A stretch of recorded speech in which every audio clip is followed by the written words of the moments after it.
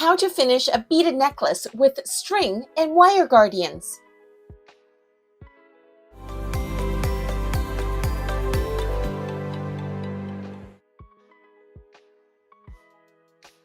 Welcome back to another episode of jewelry making. I hope you enjoy this.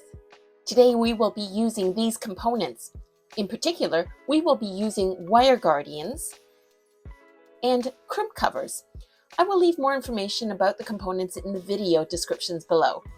I have a strand of white topaz beads here. It's about 2.5 millimeters wide, and I don't want to have to re-thread all these little beads. In fact, I noticed that it has 4 cotton threads going through, and I think that's pretty sturdy. Instead of re-threading, I'm going to try to tie, since I have a lot of extra thread here, I'm going to tie both ends.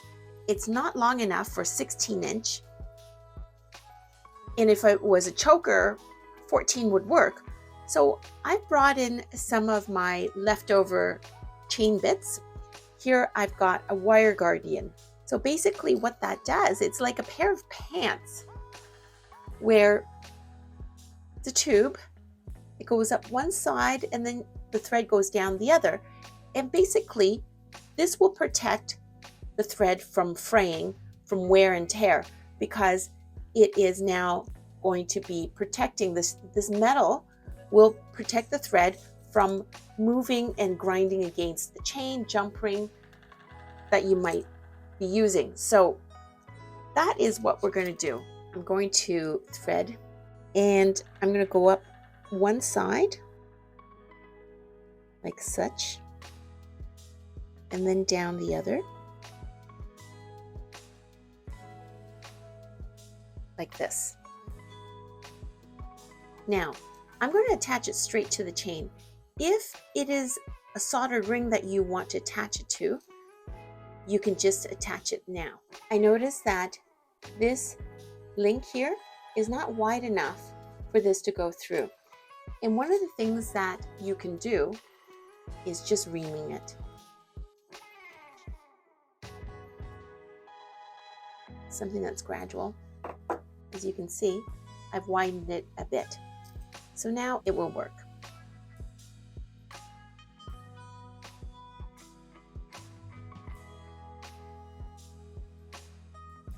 There we go. I'm going to leave a lot of extra like this, since I have a lot more here. And basically, I am going to make a circle like this. And I want to do an overhand knot. So both threads together, and I use this to guide it through like this. This one is the easiest one to do. It's a lot harder when you have beads to contend with. So that will be the next one. And basically I want the knot to be as close to these 2 pant legs, these 2 ends, as possible.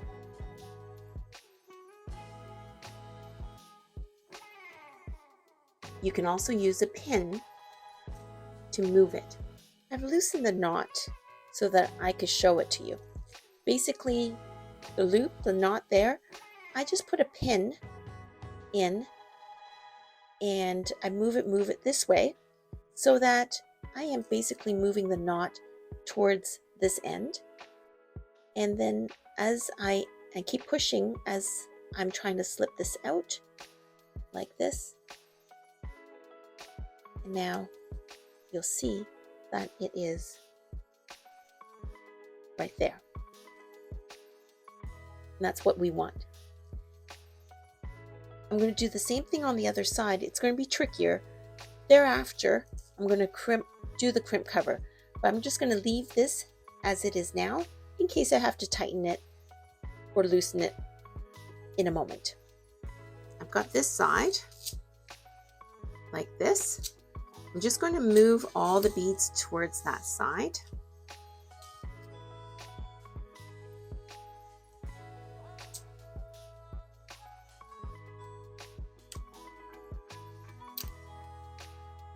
Now, normally If you were to use a wire tiger tail and you crimp both sides, what I would suggest is you coil it before doing it, because right now it's really tight.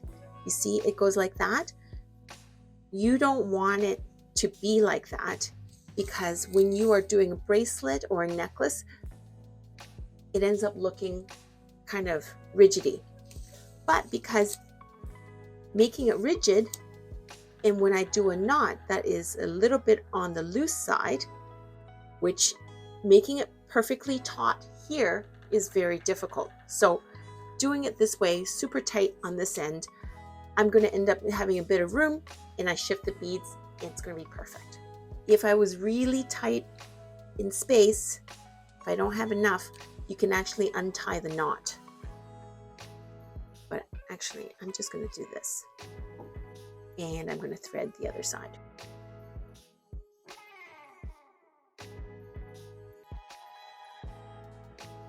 Now I've got that through. I'm going to do the same thing on this side.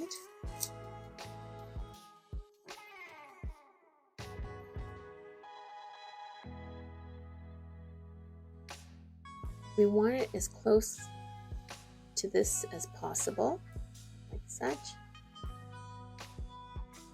It has to be big enough of a loop for it to go through, and then this, and then we're going to wiggle and tighten.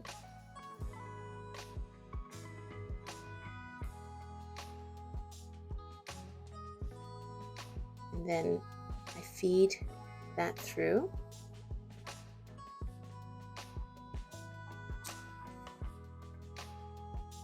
And I feed my wire guardian through the loop as well, like this.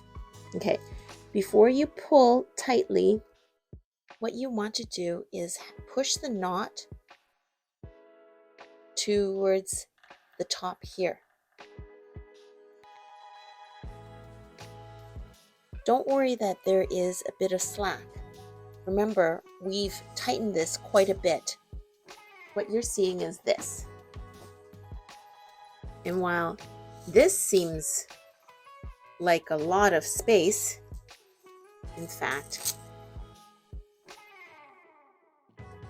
when you do this so that it can drape properly,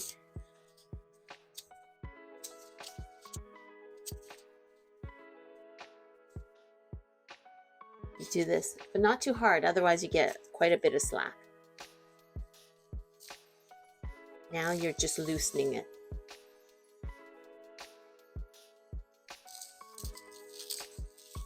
So that when you coil it, it's still a bit tight. And when you coil it, it's still a bit taut. So you work it so that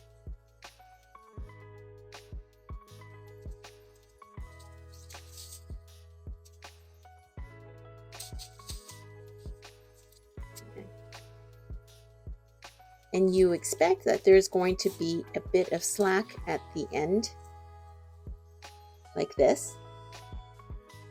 And that's okay. So now what we've got is like this, and really there's not much spacing except maybe a little here, and when you work on it, it's going to be fine. Then what we want to do is add a bit of crazy glue, trim, and then cover. What we want to do is dab of glue, also dab of glue, and let it dry, air dry first. Then we're going to trim. You don't have to trim all the way to the end because that will get covered.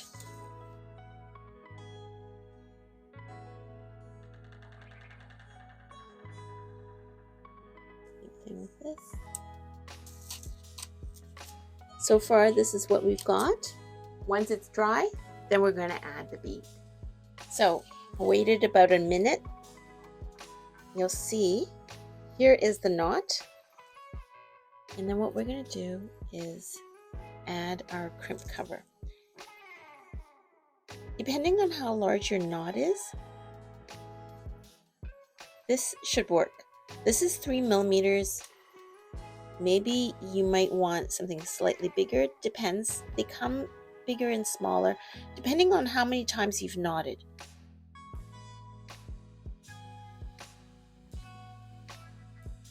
I'm not pressing down all at once. And I want the seam to be on the side.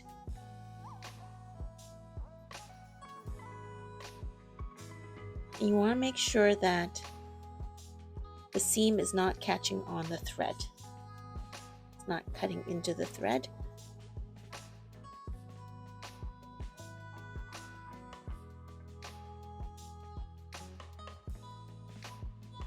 So this is what it looks like.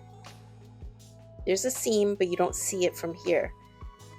You can barely notice it. And then here, you see, once you have it taut, straight, there might be a space, but once you have it draped like this,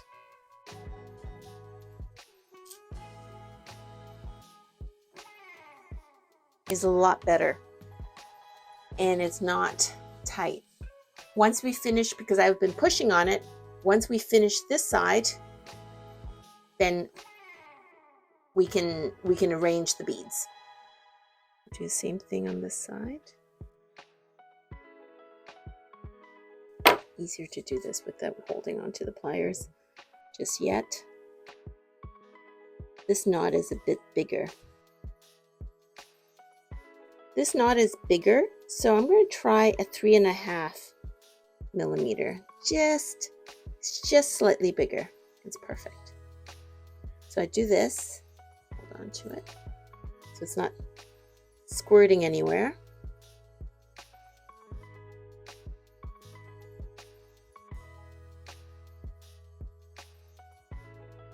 See, and I press down. If it's gone this way, I push on either side to make it go back in. And in fact, it's barely noticeable. One side is bigger than the other, but I'm going to switch it to both sides being 3.5 millimeters in a moment. And then what you want to do is make sure that when it is rounded like this, it's not too tight.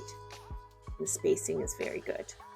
So that if I was ever to wear it as a bracelet, so if I didn't use extension like this here, it would be a choker, and then I would have 2 strands, which would be perfect. So what I might end up doing is cutting off, depending on what I want to do, I can cut off the other side, or I can also trim it so that I can have a bracelet like this, whatever the length is. So I've just measured at this length, 25.5 inches. I'm able to wrap this around my wrist 4 times, and I can have a long necklace. What I might end up doing is I might have a clasp on either side, so that if I wanted to clasp onto this and this, I can have a short necklace in whatever length I want. So it's so adjustable, because each one of these links I could just clip onto it. This is great. These are hardened, and I don't think you need to weld. But if you want to, you can certainly weld this closed. And I'm just going to press down on it so that it's more secure, because the opening is on the side.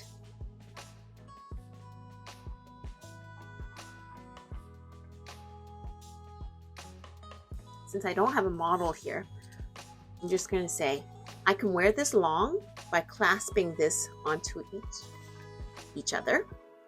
I can wrap this again 4 times around so that it will end up looking like this. This is my bracelet.